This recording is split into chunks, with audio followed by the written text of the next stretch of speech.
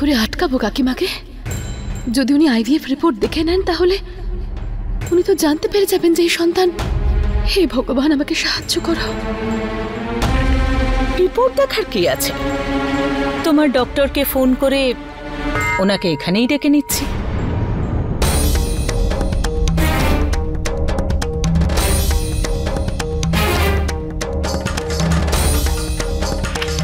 Hello, doctor উজ্জ্বলার সাথে কথা বলার।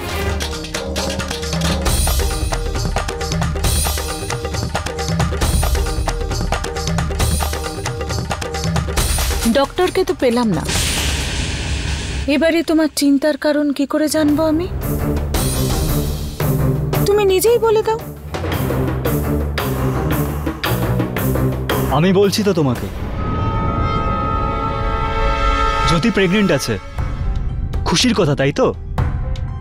কিন্তু এরপরেও ও একজন মা, আর ওই বাচ্চা নিজের শেষ নিঃশ্বাস নিচ্ছে, তো কি করে খুশি থাকতে পারে? সবকিছু জানার পরেও প্রশ্ন করে যাচ্ছে। এই পরিবারের উত্তরাধিকারের জন্য আমার খুব চিন্তা হচ্ছিল, তাই এসেছিলাম। খেয়াল রেখো নিজের।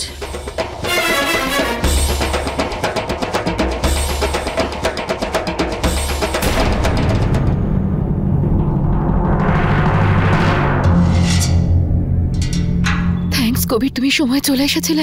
আমি তো বুঝতেই পারছিলাম না যে আমি কাকিমার প্রশ্নের কি উত্তর দেব। আমি তোমাকে বলেছিলাম না সব সময় আমাকে তোমার পাশে পাবে। কি ব্যাপার, খুব দুশ্চিন্তায় মনে হচ্ছে। সব ঠিক আছে তো? আসলে কি হয়েছে, রেশমির শরীরটা ভালো নয়, আর বিক্রম খেতে চাইছে লাউয়ের কোপ্তা, যেটা শুধু রেশমি বানাতে পারে। এখন আপনি বিক্রমের রাগ তো জানেনই, আমি তো বুঝতে পারছি না যে কি করে বোঝাবো ওকে। কি করব? দিদি, পূর্ণিকা তো সব বানাতে পারে তাই না? যখন ও প্রথমবার এসেছিল তখন মনে আছে ও কত রকম রান্না করেছিল? হ্যাঁ, এটা বেশ ভালো বলেছ। বর্ণিকা। হ্যাঁ দাদা। বাড়ির বউদের তোমার সাহায্যের দরকার। আমি হ্যাঁ বলুন। তোমার হাতের রান্না তো দারুণ, সেটার প্রমাণ আমরা পেয়ে গেছি। এবার বিক্রমের আজকে লাউয়ের কোপ্তা খেতে ইচ্ছে হয়েছে, আর রেশমির শরীরটা খারাপ, তাই তুমি যদি রান্না করতে পারতে। আমি হ্যাঁ, আমি জানতাম যে তুমি রাজি হবেই। ধন্যবাদ, যাও নিয়ে যাও। হ্যাঁ, আসো বর্ণিকা, আমার সাথে এসো। কিচেনে আমি তোমাকে বুঝিয়ে দেবো যে কোথায় কি রাখা আছে। চলো। দিদি, বর্ণিকা সব জানে, ও তো আগেও রান্নাঘরে রান্না করেছে। হ্যাঁ তাই না বর্ণিকা? তুমি যাও, আমরা এখানেই বসে আছি। ওই দিন তো সবকিছু হোটেল থেকে অর্ডার করেছিলাম, কিন্তু আজকে ফেঁসে গেছি।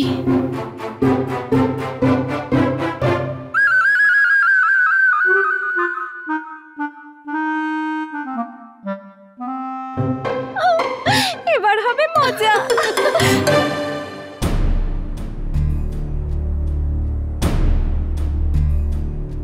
বাবা, এই লিস্ট তো সমস্ত তৈরি হয়ে গেছে, কিন্তু এটা তো বলো যে অনুষ্ঠানের আসল কারণটা কি? বাবা দেখো, অনেক দিন ধরে আমাদের এই মহলে একটা হতাশার ছায়া পড়েছিল, কিন্তু এখন সেই হতাশা কেটে গেছে। সেই জন্য আজ এই মহল সেজে উঠবে আর আনন্দোৎসব হবে।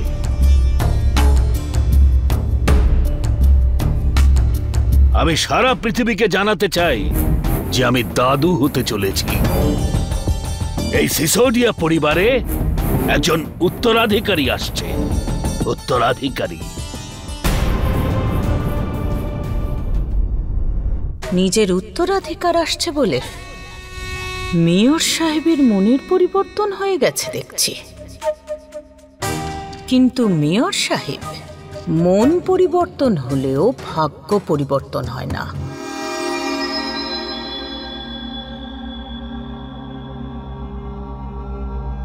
এসো এসো সবাই, খাবার টেবিলে এসো এসো। এটা বিশেষ করে তোমার জন্য ঠাকুরপো।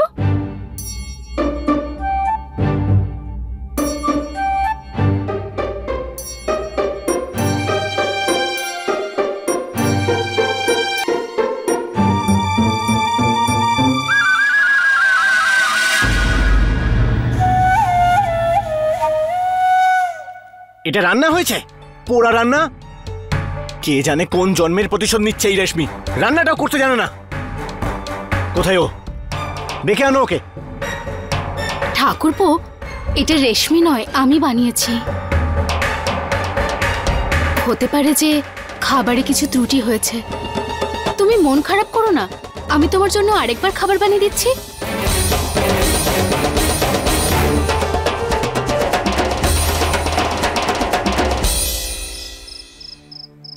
আপনি তো আমাকে এমন করে সাজিয়ে দিচ্ছেন দিদি, এসবের কি প্রয়োজন বলুন তো? দিদি, আজকে আপনার দিন। জ্যোতি, আজ অনুষ্ঠানটা তোমার জন্য, তাই তোমাকে তো সাজতেই হবে। জ্যোতি, আমার মা সবসময় বলতো যে একজন মেয়ের 3 বার জন্ম হয়। প্রথমবার যখন ও কারুর বাড়িতে মেয়ে হয়ে জন্ম নেয়, দ্বিতীয়বার যখন সে নিজের বাড়ি ছেড়ে চলে যায় নিজের স্বামীর সাথে, আর তৃতীয়টা যখন ওর মা হওয়ার সৌভাগ্য হয়। যদি আমি বুঝতে পারছি যে রশনির জন্য তোমার মনে কি চলছে, কিন্তু ভগবানকে ধন্যবাদ জানাও যে উনি তোমার কোল আবার ভরিয়ে দিয়েছেন। জ্যোতি, আমরা প্রতিদিন রশনির জন্য প্রার্থনা করছি, ব্রত করছি, আর আমার তো এরকম মনে হচ্ছে যে তোমার এই হবু সন্তান রশনির সৌভাগ্যের কারণ হবে। তোমরা সবাই কত ভাবছো আমাকে নিয়ে, আর আমি তোমাদের সবাইকে ঠকাচ্ছি।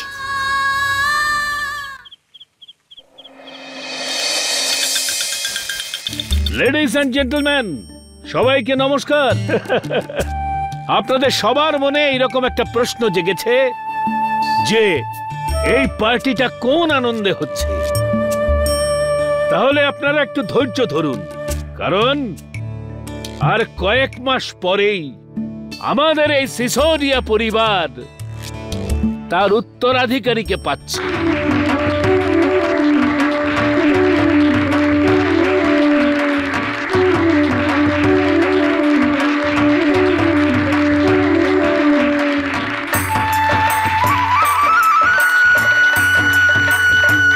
হ্যাঁ, আমি দাদু হতে চলেছি। ছেলেকে দেখে তো আনন্দ হয়, এখন ছেলের ছেলেকে দেখে তাহলে বাস এটাই ধরে নিন যে যেই বুড়ো মানুষটা আবার তার ছোটবেলাটা ফিরে পাচ্ছে। আর এই সৌভাগ্যটা আমি পাচ্ছি আমার ছেলে কবির আর আমাদের ছোট বৌমা জ্যোতির জন্য।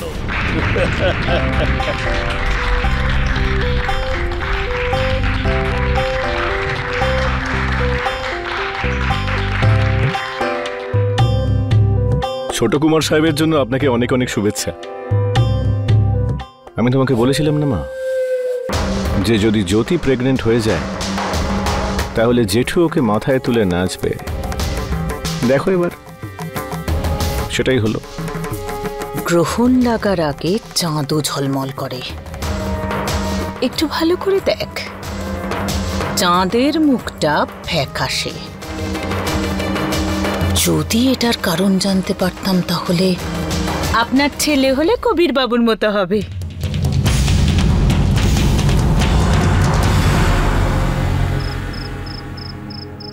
আমি তোকে খুব মিস করি রশনি। একবার যদি ফোনেও কথা বলতে পারতাম তোর সঙ্গে।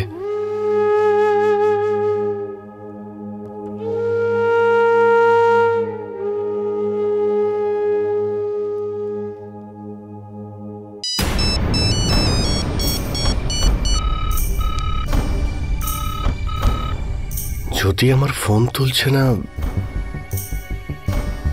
কবিরকে করে দেখি।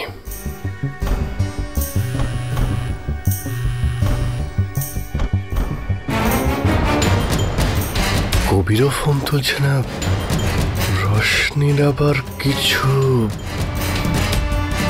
পঙ্কজ,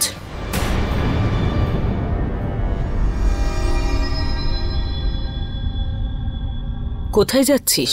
ছোট মা জ্যোতির কাছে যাচ্ছি। আমি অনেকক্ষণ থেকে কবিরের ফোন ট্রাই করছি, ওর ফোন ট্রাই করছি, কেউ ফোন তুলছে না। তাই আমার মনে হচ্ছে যে রশনির আবার কিছু। কিচ্ছু হয়নি রশনির। পঙ্কজ, তুই অকারণে চিন্তা করছিস। যদি কিছু ঘটতো তাহলে কবির নিশ্চয়ই তোকে ফোন করতো। আমি জানি ছোট মা, আমার রশনির কিছুই হয়নি। শুধু ওকে খুব মিস করছি আমি। ওর সঙ্গে যদি একটু কথা বলতে পারতাম তো দ্বিতীয় সন্তানকে তো আমার সন্তান বলতে পারবো না, কিন্তু রশনি তো আমার সন্তান, তাই না? ওর সঙ্গে তো আমি কথা বলতে পারি, ওর সঙ্গে দেখা করতে পারি, ওর কথাও তো শুনতে পারি। তাহলে জ্যোতি আমার ফোন কেন তুলল না?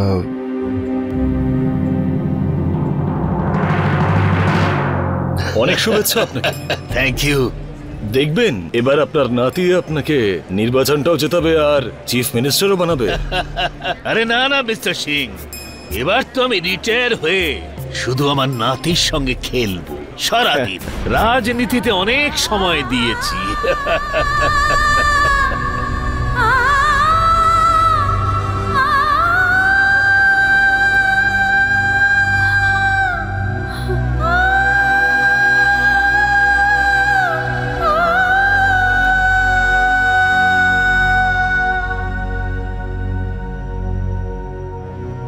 ওখান থেকে হঠাৎ কেন চলে এলে? তুমি সবকিছু জানো তা সত্ত্বেও? না কবির, আমি আর মিথ্যে বলতে পারছি না।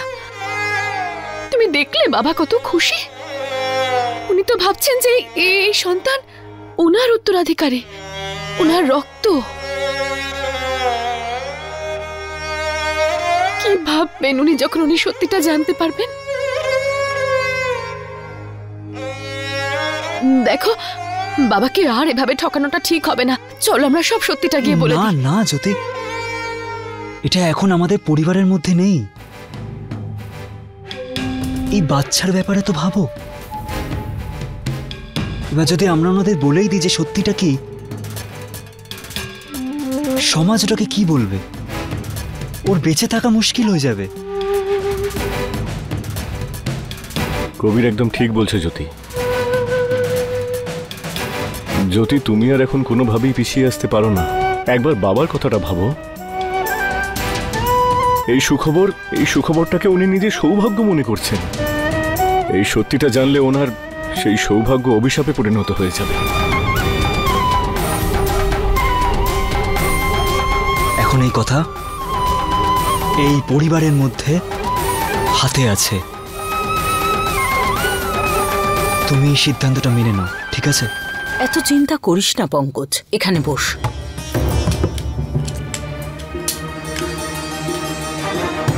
ছোট মা, আমার মনে হয় জ্যোতি চায় না আমি রশনির সঙ্গে দেখা করি। এরকম বলিস না পঙ্কজ, নিজেকে কন্ট্রোল কর। কয়েক ঘন্টার জন্য তুই রশনিকে দেখতে পারছিস না, তাতে এত রেগে যাচ্ছিস, এত আপসেট হচ্ছিস তুই। ভবিষ্যতের চিন্তা হচ্ছে। যখন জ্যোতি তোর অন্য সন্তানকে জন্ম দেবে,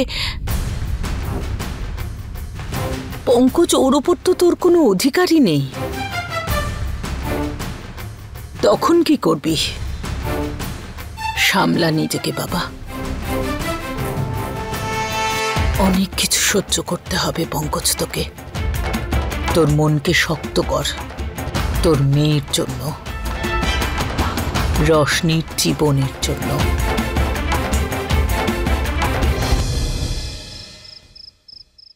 কবির, এসো বাবা, এদিকে এসো।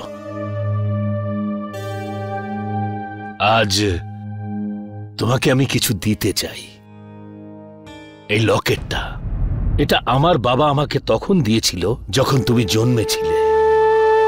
কবির, দেখো, আমি আমার প্রাণ থেকে রোশনিকে আমার নাতনি মেনেছি, তবুও রক্তের সম্পর্কে ও অন্য কারো মেয়ে।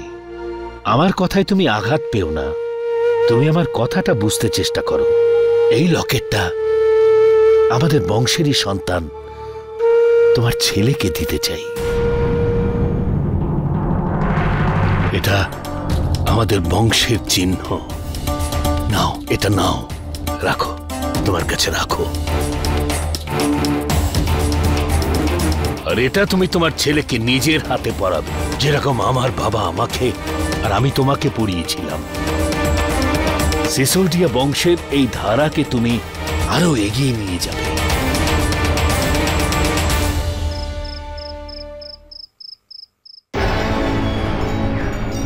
আমি আমার প্রাণ থেকে রোশনিকে আমার নাতনি মেনেছি, তবুও রক্তের সম্পর্কে ও অন্য কারো মেয়ে।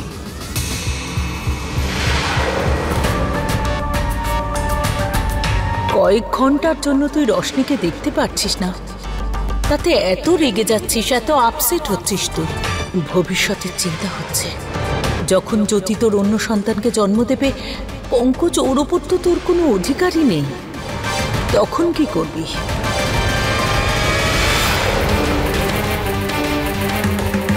এই লকেটটা আমাদের বংশেরই সন্তান তোমার ছেলেকে দিতে চাই। আর এটা তুমি তোমার ছেলেকে নিজের হাতে পরাবে, যেরকম আমার বাবা আমাকে আর আমি তোমাকে পড়িয়েছিলাম। সিসোডিয়া বংশের এই ধারাকে তুমি আরো এগিয়ে নিয়ে যাবে। অনেক কিছু সহ্য করতে হবে পঙ্কজ তোকে। তোর মনকে শক্ত কর, তোর মেয়ের জন্য, রোশনির জীবনের জন্য।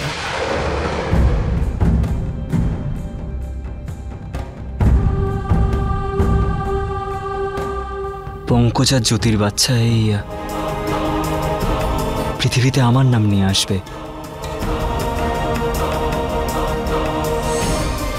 কিন্তু সত্যি তো এটাই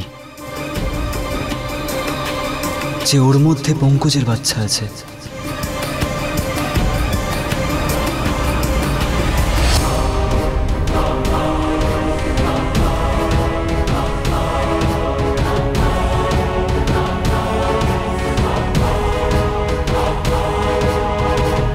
যে বিশ্বাসের সাথে বাবা আমাকে এই লকেটটা দিয়েছে, আমি সেই বিশ্বাসের সাথে আমি এই লকেটটা ওই বাচ্চাকে পড়াতে পারবো। ছোট মা ঠিকই বলেছে, জ্যোতি যে সন্তানের জন্ম দেবে তাকে সবাই জ্যোতি আর কবিরের সন্তান বলেই চিনবে। আমি চাইলেও ওই সন্তানকে নিজের বলতে পারবো না।